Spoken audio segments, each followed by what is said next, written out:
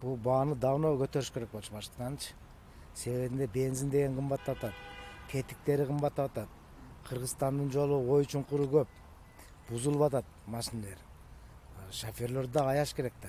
Аларга бир өкмөттөн жардам болуп болсо, буну 15 сом эмес 20 сомго кымбаттаса атат. Себеби дегенде депутаттар мына өзүнүн менчик машинасы менен келет кетет, элдин кайгайын билишпейт булар эч качан. Ошон үчүн кымбаттатыш керек.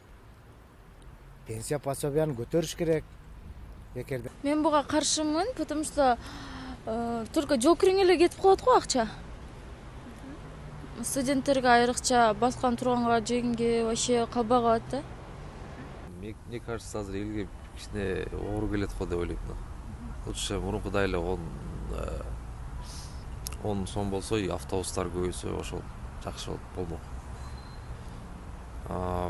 Себеби негизинен эми азыр айлык эч кандай көтөрүлгөн жок, бензин көтөрүлгөн, точнее арзандаган жок. Анан кайра элдин акчасына чөнтөгүнө келип атпайбы? Кээ бир студенттер үчүн бул оор келиши мүмкүн да, мисалы. Эл бүт кымбатчылык болду. Шөпүргөндөн баштап эмеге чейин кымбаттады. Ошого карата эми азайткандын ордуна кайра бааны көтөрүп иштесе, эл кандай жашайт? Эми каракчылык, уурулук жана башка тескери көрүнүштөр көбөйө баштайт.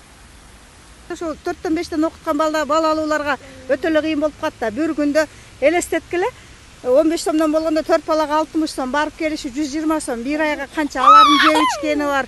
Ошон үчүн жок болбойт көтөрүлгөнгө. Бензиндин баасы кымбаттап атат, солярканын баасы кымбаттап атат. Эмелерге да кыйын да. Бир чети элдин пенсиясын эмесин көтөрбөй атат.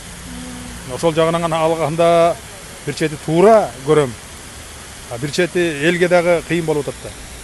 Мен жакшы эле карайм, анткени азыр бүт эле баары кымбаттап атат. Анан алар деле ошол акча менен жашашат да.